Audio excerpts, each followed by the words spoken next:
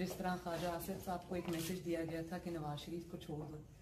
वरना तुम्हारे साथ बहुत बुरा होगा, उनको फिर गिरफ्तार कर लिया गया, इसी तरह ये जो इंतकामी सियासत है, इनको भी बहुत दफ़ा ये कहा कि नवाज शरीफ को छोड़ दो, या जो मुस्लिम लीग नून के जलसे होते हैं, एक्टिविटीज़ होती हैं, उसके अंदर आप ये अपना पार्टिसिपेट ना करें। मैं सब जानती हूँ, मुझसे बातचीत होती रहती है, और ये कहा कि पार्टी छोड़ दें। तो जब इन्होंने इनकार किया तो वहाँ पर इन्होंने फिर ये जुल्म किया, और मैं इनकी बेटियों के घर गिराए, ख़वातीन के घर गिराए, और जो चादर चार दीवारी का इन्होंने पामाली की है, ये तो अल्लाह ताला का निज़ाम है, वो भी इनके साथ यही कुछ होगा जो ये अब हमारे साथ कर रहे हैं। लेकिन मैं ये समझती हूँ कि 4 साल से आप मुस्लिम लीग नून को तोड़ने की कोशिश कर रहे हैं। मुस्लिम लीग नून के जो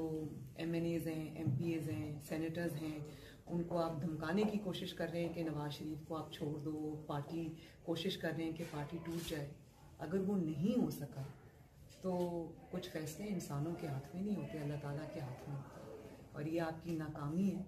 कि आप अपना हर हरबा आजमाने के बावजूद, पूरी रियासती मशीनरी इस्तेमाल करने के बावजूद, पूरी अपनी ताकत जो आपको लोगों की खिदमत में लगानी चाहिए थी वो आपने मुस्लिम लीग नून के ऊपर लगा दी, और वो तवज्जो जो आपको आवाम की खिदमत में लगानी चाहिए थी वो आपने इस तरफ लगाई, लेकिन फिर भी आपको कोई नतीजा नहीं मिला। तो ये आपके लिए ये नाकामी है, बहुत तारीखी नाकामी है जो आपका मुंह चढ़ा रही है। अब आप जो भी करें, और अगर पाकिस्तान में इंसाफ का निज़ाम होता तो सबसे पहले बनी गाला गिराया जाता,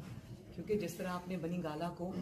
जाल साजी से अपनी ताकत इस्तेमाल करके, अपना ऑफिस इस्तेमाल करके आपने जिस तरह बनी गाला को रेगुलराइज कराया, बाकियों को भी वो तरीका बता दें, बाकी भी वही कर लें।